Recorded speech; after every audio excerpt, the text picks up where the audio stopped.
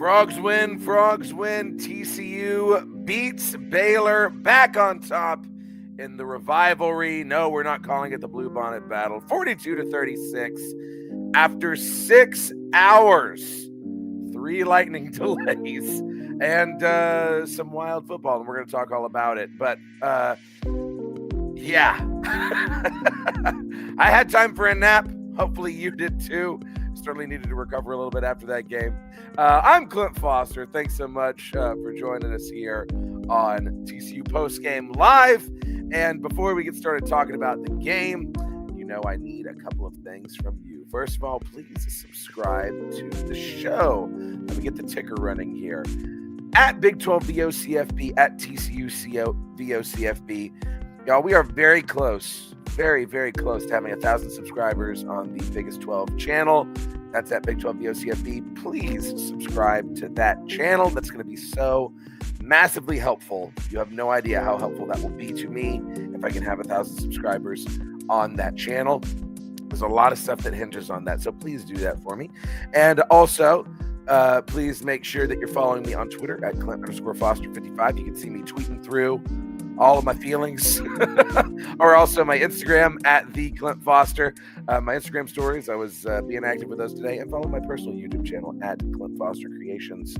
That's where you can catch Remember the Alamo Bowl, now nominated for a second film festival. So watch it if you haven't. If you have, watch it again. You know, I mean, listen, I just want people to see it and enjoy it. Like I've said so many times, I'm not able to make any money off of that one, but I want you to enjoy it. So please do check that out. Also check out the Voice of College Football on Twitter, on Instagram, and the Voice of College Football store, vocfb.com/shop. You enter in the promo code Big 12 VOCFB. You're gonna, they're gonna know then that you're a fan of the Biggest 12, of the TCU postgame show, and you get I think you get a discount. I don't know. Also, make sure you're downloading the Biggest 12 wherever you get your podcasts, because we're on all the places. We're in all of them. And I'm going to go ahead and throw up the link in the chat here. There it is. You know it's the postgame show. It's a call-in show every time. So you got something to say about the Swarm Frogs win? I know we're doing a little bit later. It was a weird day. I needed a second. Okay. But if you got anything you want to say, get off your chest about this TCU victory or something else, theoretically, use that link in the chat. Okay. So let's talk about this game. As I said, Frogs win 42-36. What is that? 13-5 over the last, since the ending of the Big 12. TCU is 13-5 against Baylor. I think that's what I tweeted. I think that's the correct number. Let me make sure here. So, I'm saying things on the internet. Yeah, 13-5. 13-5. Wow, that's dominance right there. And frankly, a lot of those 5 should have been TCU victories as well. And we got another one today. Faced some adversity. The 3 lightning delays.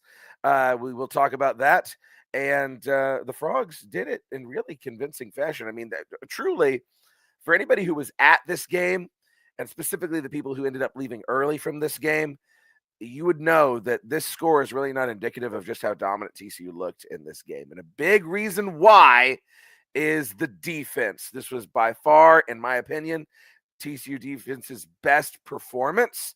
Of course, it's not really indicated by the final score, but the defense stood tall. They were continually put in bad situations by the offense, and more often than not, they came out on the correct side of it. Let's see how many turnovers they forced. 4 turnovers. All right. Interceptions from Vernon Glover, Nnamdi Obiazor, Jamel Johnson, and a fumble recovery from Paul Oyewole.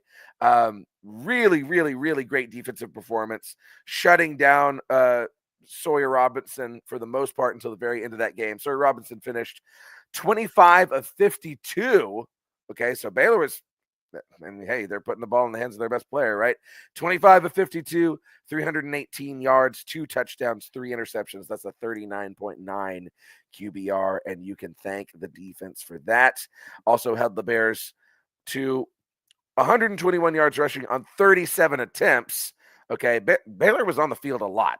obviously, but that is a 3.3 yards per carry average. So I mean, a lot of really good things to like about this game, and I'm trying to get some more stats for you here, make it a little bit. We got the recap. Yes. Okay. Yeah. Well, it was a good performance by the defense. I mean, Andy Avalos, I think, has been a revelation this year. He is consistently, every defense is going to give up touchdowns. Yes, every defense is going to have plays that frustrate all of us. Why is that guy open on this one play? Why is he open on that play? But by and large, this defense is on the field a long freaking time every single game, and they stand tall.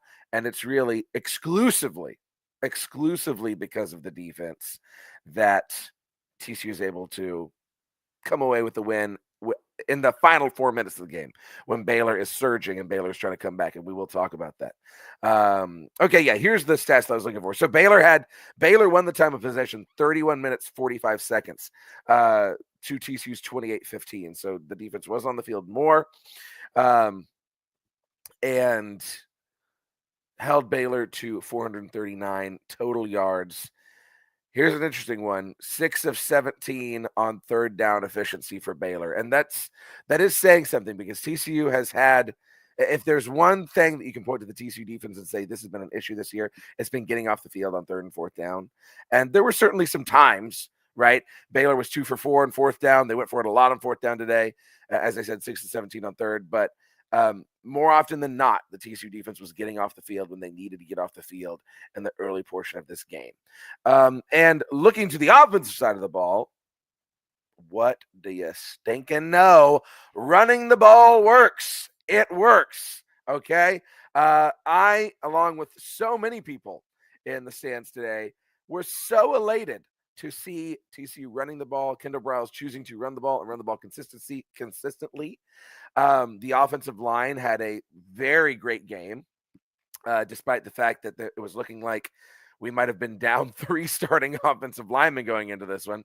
But I think it was Cade Bennett and Colton Deary were both on the injury report. They ended up playing, and the TCU offensive line had a great game. Look at this. What have we been saying? So many games this year. Oh, you run the ball effectively and then you just give up on it. We did not give up on it today. 38 carries as a team, 196 yards, 5.2 yards a carry. Keep on doing it. Keep running that ball. Kavorian Barnes, of course, leading the way. 25 carries, 106 yards, 2 touchdowns.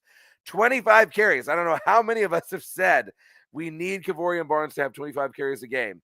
We did it. Okay. I don't know if Kendall Briles was looking at Twitter, if he was listening to any of us, but he gave Kavorian Barnes 25 carries. That's exactly what he needed to do. And the biggest beneficiary of this, by far, is Trent Battle, who blows open a 65-yard run with one of the biggest holes you've ever seen in your life by the offensive line on his touchdown play.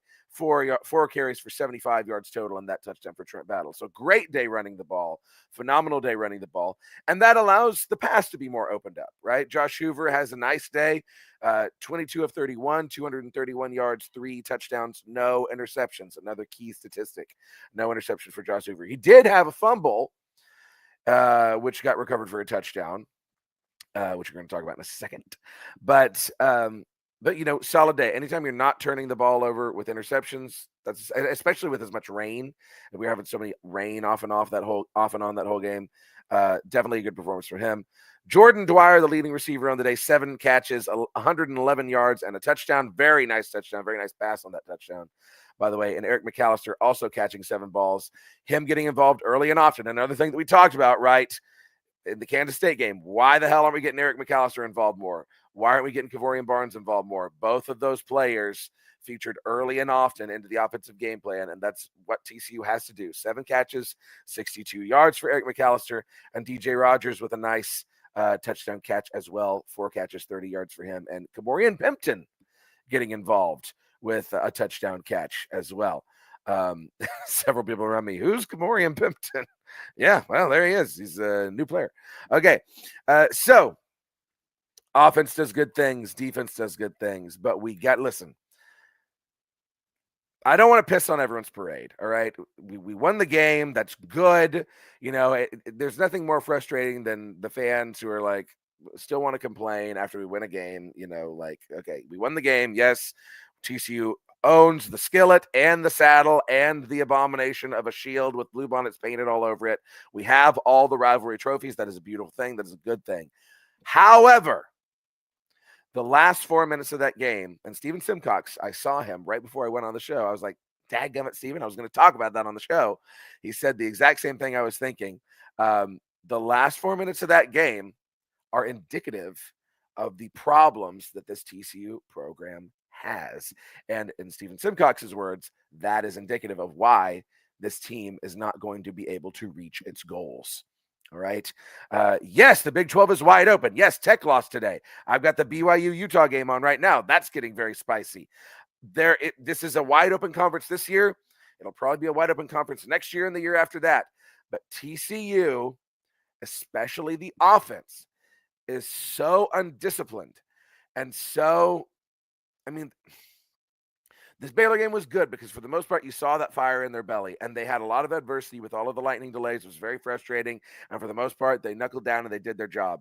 But you dang near let Baylor come back from being down 3 touchdowns with 4 minutes left in the game. And it's not on the defense. It's on the offense for consistently going 3 and out or fumbling the ball and giving Baylor opportunity after opportunity after opportunity. Most of those turnovers that I mentioned came in the last 4 minutes of that game as the defense is continually bailing out the offense, right? Hey, it's good that we won, but that was frustrating. It was a frustrating last 4 minutes, right? Very frustrating last 4 minutes. You got to be in a game like that. So at the end of the third lightning delay, we have a beautiful play call, a direct snap to Kavorian Barnes. He trots into the end zone for a touchdown. Chef's kiss, amazing. Applause, round of applause, standing ovation for Kendall Briles on that one. Love it, love it, love it. But after that, it was as if the team was like, this game's over. We're checked out. The offense did not finish. The offense did not finish this game. The defense finished this game. The offense did not, right? That's an opportunity where it's like after the defense makes that next stop for Baylor, okay, we got 3 something minutes. Now's the time where you shut this game down, you run the ball effectively, you send everybody home, right? And Baylor's going southbound 35, to quote Pat Green. But they didn't do that, right? And it's just the focus wanes and the execution is not there. The play calling was fine. We were running the ball. That's what you want to do, but like the players have to execute it. Like I see it at times from the defense, but I said it last week. The chip on the shoulder is not there, right? TCU has to decide what type of a program they're going to be, and they got to decide that how bad they want it and how bad they want to prove people wrong about them, right? Everybody's sitting here telling you. I don't know if any TCU players watch my show. Okay, I know some of them watched my sketches, and I haven't been as good about getting sketches out this year, unfortunately. But like, if anybody is watching my show right now, everybody is looking at TCU. They're looking at you, and they're saying 2022 was a fluke. So what are you going to do about it? How are you going to prove them wrong? I feel like we need that chip on the shoulder. We need it back. All right. Nobody seems to be calling in, which is totally fine. That's great.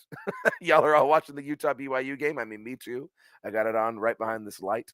But yeah, that's basically all I had to say today. Here's a quick word from Voice of College Football Bets, and then we'll bring this sucker home. College football is even more exciting when you've got some action on the line, and the games are even better when you're cashing in. And the Voice of College Football is the place to be to get the greatest value. Start with my picks. 75% against the money line, 58% against the spread, and I've got a 40-plus year track record. 11-0 in the college football playoff for me last year against the money line, 8-3 against the spread. And I'm just the warm-up act. Steve Merrill of Wager Talk is our ace in the hole, show stopper. 7 years with the voice of college football, over 30 years in the industry. Steve gives us analysis on all the big games, but you can't miss Steve's weekly under-the-radar pick. 28-12 against the spread the last 3 years. You also get picks from some of our top analysts here at the Voice of College Football, including Corey Bratta, Matt Zemek, and Steve Dace. Check out those numbers. Become a YouTube or Patreon member for just $99 per month. Go to the main channel on YouTube, click join, and then select the betting tier. Do the same thing on Patreon. Make 2025 a winner now. Well, that'll do it for the show tonight. Again, Frogs win 42-36, and that's the good news, right? We can at least hang our hats on that. We've beaten Baylor again. All is right with the world. We're probably not going to play Tech this year. so no losses to rivals. Hey, you got to love that, right? You can't argue with that. Be sure to tune in on Tuesday for the Biggest 12. Going to be a very fun show, a lot to talk about with all of the chaos. So subscribe. Make sure you don't miss it. You'll know exactly when it's happening at Big 12 VOCFB and TCU VOCFB here for the post-game shows. Come on, y'all. Please subscribe to that Big 12 channel. We're so close to our goal of 1,000 subscribers. So close. And also follow me on Twitter at Clint_Foster55 and on YouTube at Clint Foster Creation. So until next week, hopefully we'll be talking about a win in Morgantown. We don't get to talk about those very often. Until then, I love you, and go Frogs. See you around, folks.